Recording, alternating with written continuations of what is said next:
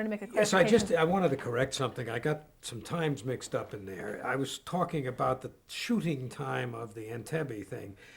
I said 3 days, and what I was thinking was that was the editing time. And the point was 3 days is like nothing in editing compared to film. Shooting time was considerably longer, I don't know, 15, 17 days, something like that. Yeah, I think the whole thing less than a month, possibly. Yeah, oh, yeah. So the whole thing was out in less than a month, and Walper and ABC won in the battle to see who would have the first Entebbe out. Great. Well, you worked again with Wolper in a very significant production. Tell me how you got involved with Roots. Well, Stan Margulies, I had worked with on something else, I think, in just the course of things. Stan Margulies was brought in by Walper to do the Roots, and Stan called me and said, "Would you be interested in?"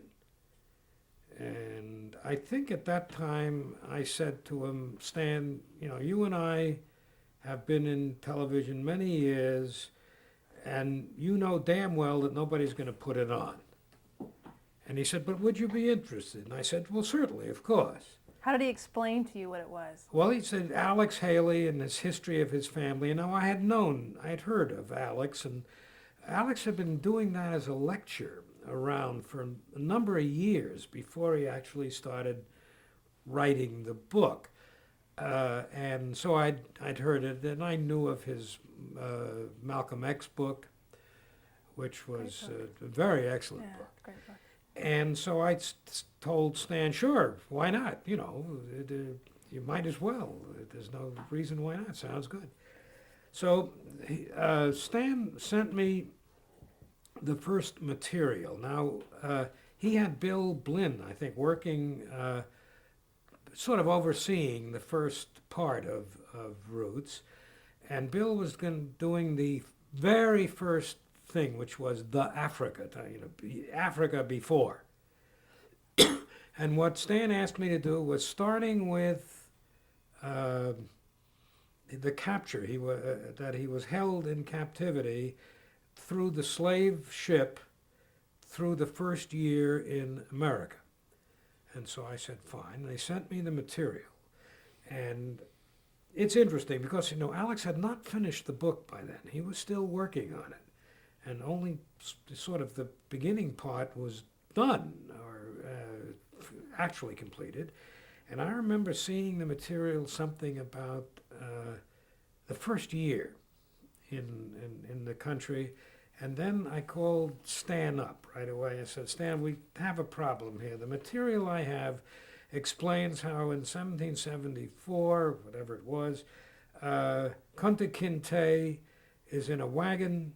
He's going out to put up fences around the cotton field. He's got the barbed wire there. He's going to put the fences up around the cotton field." And I said, "There's only two problems. Barbed wire was invented in 1885 or something like that. And in that time, there was no cotton. Cotton wasn't raised as a crop until about 1810 when Eli Whitney invented the cotton gin. So I said, I think you'd better get somebody from UCLA or something like that in the history department to be a consultant. And they must have or something. But I think our experience is that I think, in a way, the facts in the television show may have been more reliable than they were actually in Alex's book.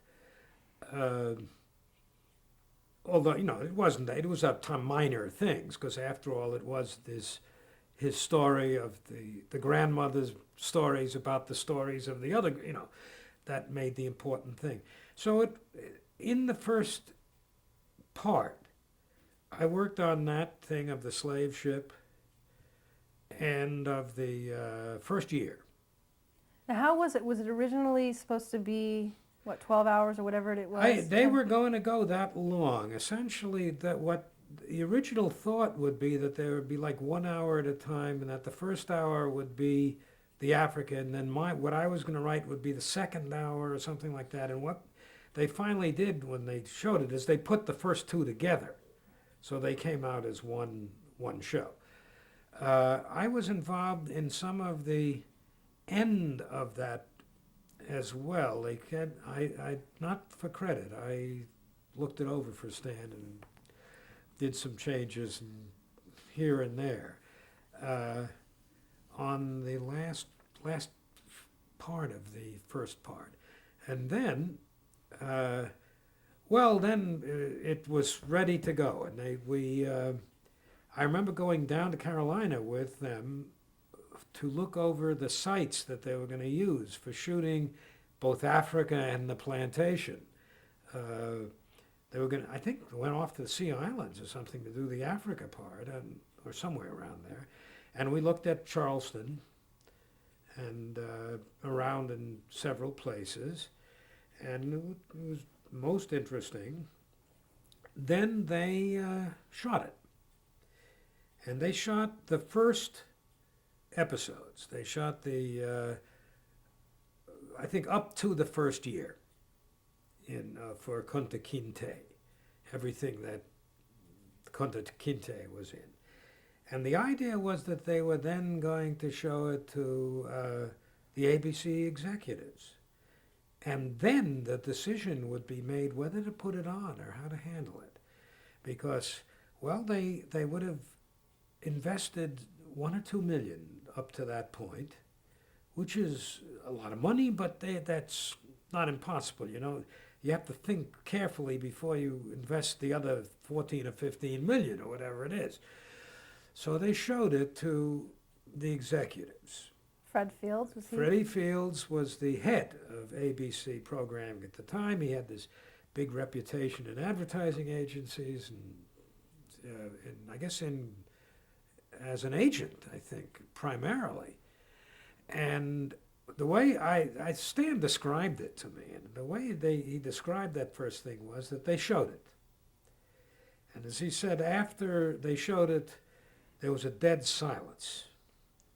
And as we know, that's not because anybody was emotionally affected. It's because in a meeting like this, you don't say anything till you find out what the top man thinks, because you don't want to be on the wrong side. So everybody was quiet. And Freddie Fields was apparently striding up and down, kind of swearing to himself and saying, boy, it's powerful, goddamn powerful, but it sure is really powerful. Then finally he turns around and slaps his hand on the table and he says, I'll tell you what we're going to do. We're going to wipe out the entire schedule for a week.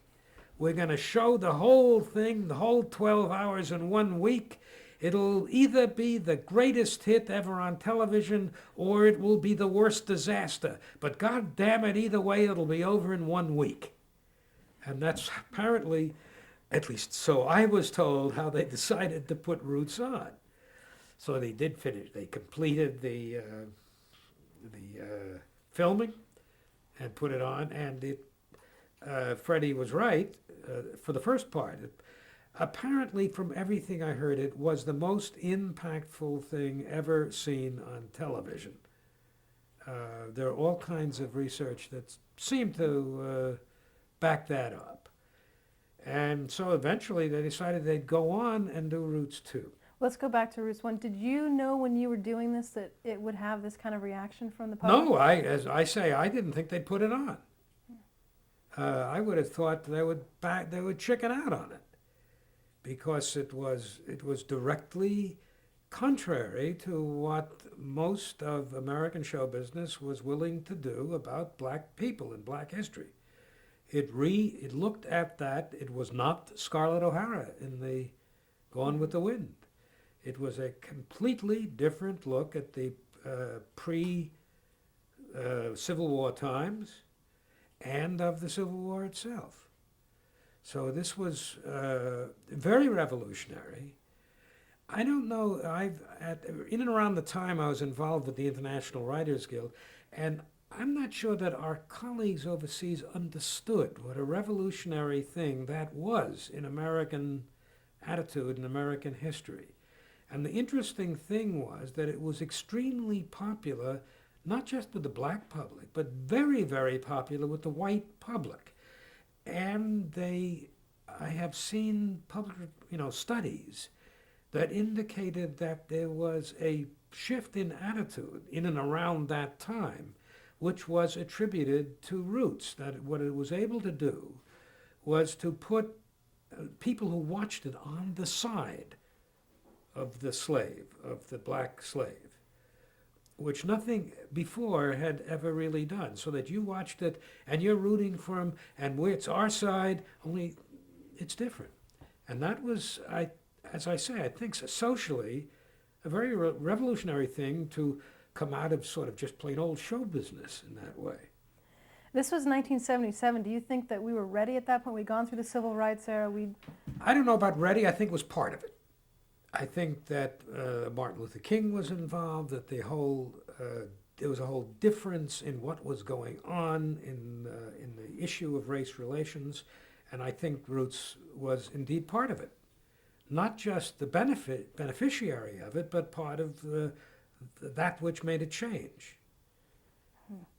Well, you came on and you worked with William Blinn on this. He was the head writer, is that? He was the right. Actually, I was here in New York, and Bill Blinn was in California, and we talked to each other on the telephone. That was about it. Bill was very much involved with the whole rest of the first part, because he was the head writer on that first part, and they took a lot of responsibility for it. Did Alex Haley at all look into what you were doing? And I don't think Alex. I'm not really sure. I think Alex approved of what was done, because I met him a number of times after that, and I think he was quite happy with what was done. I don't think he was asked in detail about the script. I know when we got to Root's second generation, which is not covered in the book much. I think in that whole book there's about 30 pages that deals with the whole rest of the history, including his going back to Africa. And then I talked to him in great length about it, because I had to get the family stories from him. And he dictated a lot of the family stories, which he hadn't used in the book. And then the point is that in Roots 2, it is really a parallel. The parallel is all the other research on those areas laid onto the story of Alex's family.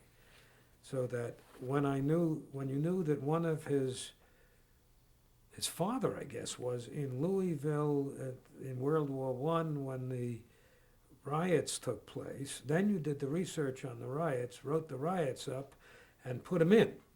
And that was true in a great deal of the Roots, the second generation. It covered the history, but it made sure that it still was the story of Alex's family.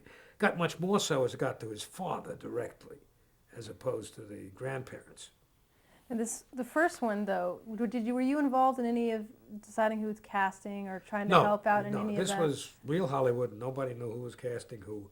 A lot of them are actors that I had worked with and knew, and Ruby Dee and a lot of others. So after the first one ended, it was the highest rated Yes. miniseries of that time, if not still today. But I know it was. It broke all the records. Yeah. So how were you approached to do another one? And did you think? Well, they said, well, we want to do, and there was hardly any questions involved. I mean, sure. And Stan asked me to be the head writer on the second part. So I did the whole treatment for the second part, laid it out completely in great detail. I think it's in my files for every part of it.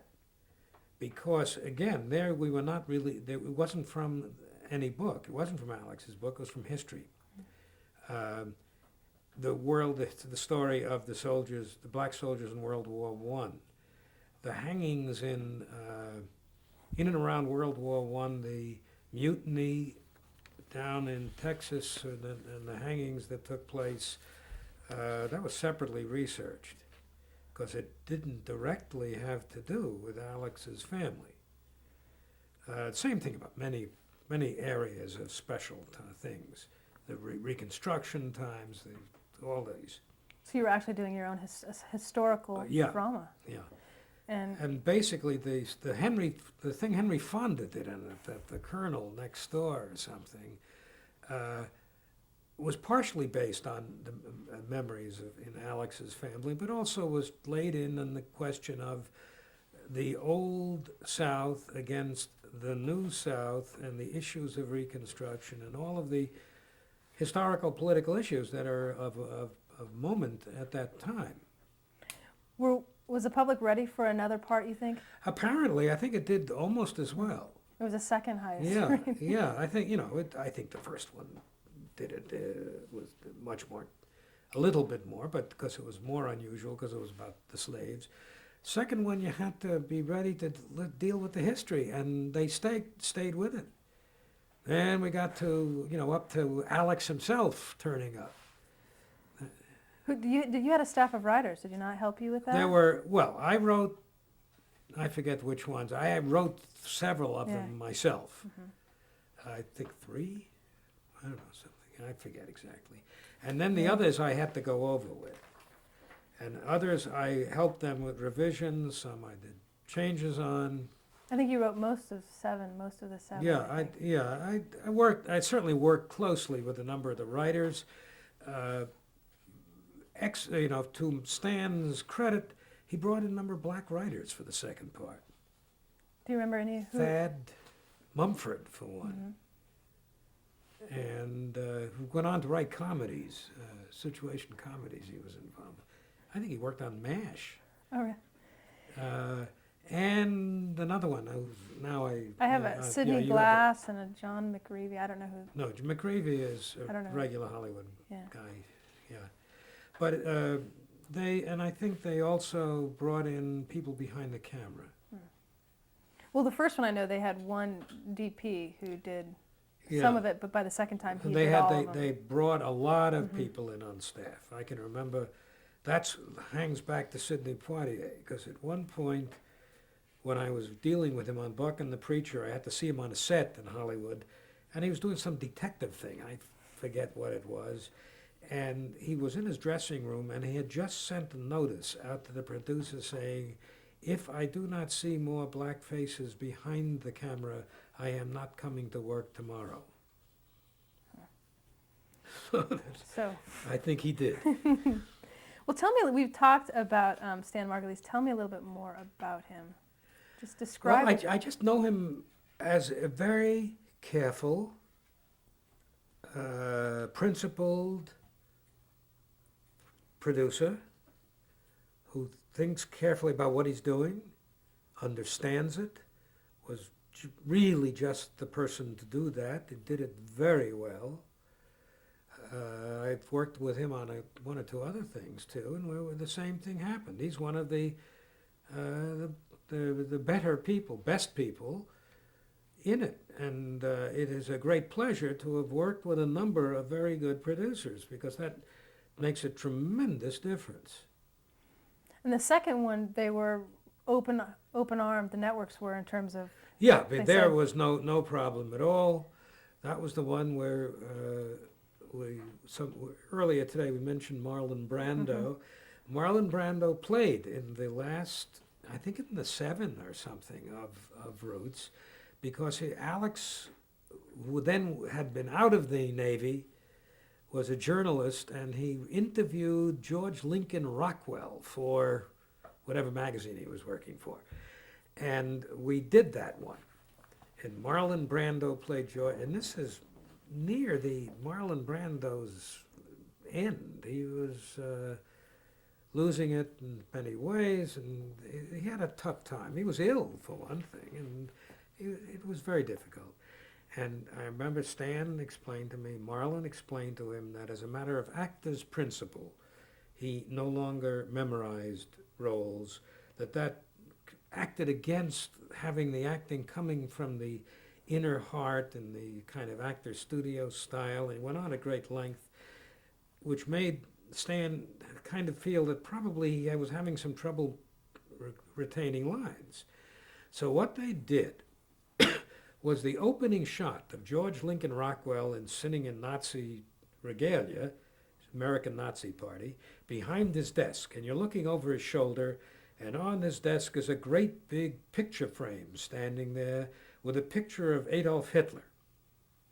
Having established that, the next shot comes from the other side of the desk, where you're seeing the back of that picture frame, where, Alex Haley is interviewing him. However, in that picture frame is all of Brando's part typed out so that he can do it without having to memorize it, which I think is rather nice. He did it well. He was a perfectly villainous George Lincoln Rockwell. James Earl Jones was in that, didn't Yes, he play? he played Alex in the last bit there, yeah. Yeah, he had for the whole run, he had phenomenal actors. Oh, yeah. Black actors, white, Great actors all the way there. You have Henry Fonda up in the beginning and lots of others. Now, I read somewhere that critics said that the Next Generation was an improvement on a masterpiece. That the first one was a masterpiece, but this one would even kind of took Well, it a having step. had so much involved with Next Generation, I'm glad to hear it. I can't say as I ever heard that. I'm very happy to hear it. But you won an Emmy for the first one, did you not? Yes, for the first one. Yeah. So that was a little bit of vindication as well for the. Well, I think it's, again, as we were discussing the Emmy for the Blacklist, I think you can't escape the fact that in something like Roots, the industry, the people are recognizing the political, social importance of a subject that is done well, but handled and done for the first time. And I think it's a good thing that the Academy will look at that and say, listen, this was social. It isn't just that it's art or anything, it's socially important as well. And that's good. So how do you see Roots as affecting today? What? Well, it's now how long ago? 21, 20 Yeah, 20 years well, ago? it is still around in the sense that you can see it at every rental library. And I keep getting these catalogs that offer to sell me tapes, and in them is Roots very frequently. And I don't think it has a major impact now because it's been a long time since it was seen on, although I think they ran it, I know they run it again because we get residual checks every once in a while through the union, and that means it has run again on cable or on, on network, sometimes at 1 o'clock in the morning, who knows. But I'm sure it has an impact, but not the way it did when it first hit on the network. Do we see enough black faces today on television, do you think? I'm not sure. I know that there would be agencies and people who have kept track of that very much. I think pretty much. For one thing, there is the use of black actors and other minority actors in things like sitcoms where you never used to see them. And that is relatively commonplace now. And certainly, what Herb Brodkin used to do in a revolutionary way, which is to you had 4 cops there, 1 of them or 2 of them will be black, or whatever. That happens regularly now. And I suspect it's better than it was in that sense. Whether they're dealing with serious themes in black life, I'm not sure. I know there are people who actively keep track of that and would be much better equipped to answer that. But do you see Roots as maybe a turning point, or maybe I think it was. I think Roots was a turning point in what the public will find acceptable in terms of seeing not just one actor, but a whole story about a lot of black people. And they said, well, my goodness, if it hit those ratings, and indeed they've done it again and again in various ways. Well, another significant show that you did, a television movie, was in 1981 with Skokie. Explain that. Well, that's another very interesting thing. And again, that's Herbert Brodkin and Buzz Berger involved. Skokie, as you recall, is based on the incident which happened in Skokie, Illinois, which is a town which has a very high population of refugees from the Holocaust, of Jews who came from Germany, and 50% of the town or something. It's very high, just accidentally like that. And at the time, an American Nazi organization in Chicago was having an argument a very small organization, by the way, like 15 members, was having an argument with the Chicago Parks Department, and they wanted to have a rally, or Nazi rally there, and the Parks Department turned them down. At which point the head of this organization said, well, then I'll go march in Skokie, Illinois. Now, he said that in particular because he knew what Skokie was. Well, that became a cause célèbre. It became a great issue because the town of Skokie, the mayor, he was not Jewish, but he knew who his town was not about to let them march, and they were finding all kinds of ways to block them from doing it. And the head of the Nazi Party went to the Chicago American Civil Liberties Union and said, this is a question of free speech. My free speech is being limited unfairly. Now, the Civil Liberties Union took it up. The case became a great issue. It became an issue in the Jewish community because a great many people were infuriated at the American Civil Liberties Union for taking the case up. They lost about a third of their membership at that point. And it became a very serious issue, and the questions were, where is the constitutional right? What should be, how should it be handled, what went on? So they wanted to do a script about it.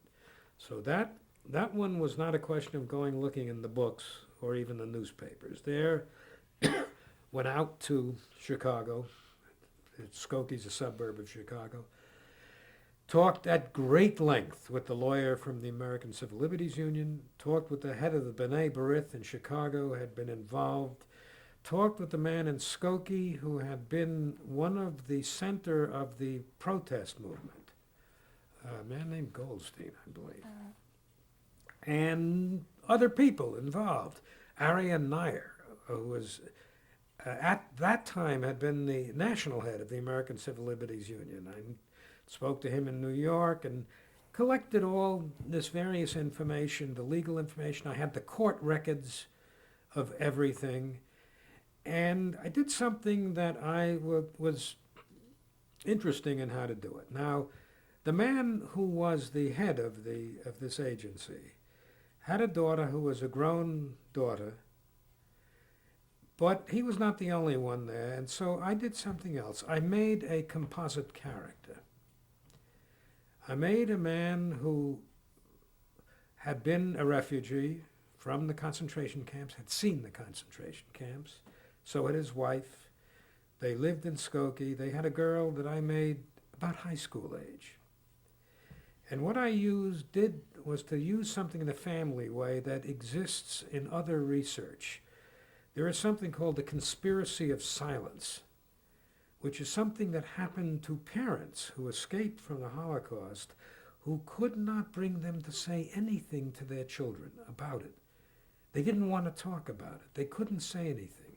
Now the children knew they were not saying anything, and as the children grew up, this whole tearing of, they knew what their parents had been through, but the parents could not say anything to them about it from strong interior reasons.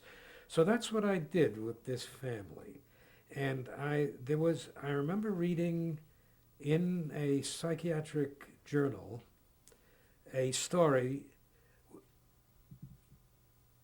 which had to do with this, because it was of a child who explained, she was such a generation, younger generation, she explained that she used to stand in the front of the New York subway, the L train, going to school, and pretend that she was in the train going to Auschwitz.